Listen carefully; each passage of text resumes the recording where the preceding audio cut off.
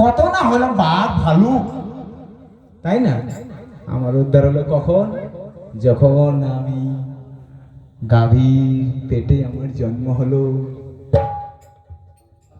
সেই গাভীর বাচ্চা হয়ে যে দুধে আমরা এসে করি, সেই দুধ আমায় গোবিন্দের চরণে সেবা করতে পারি। তাহলে হলো কত? তাহলে 50 আর 30 80।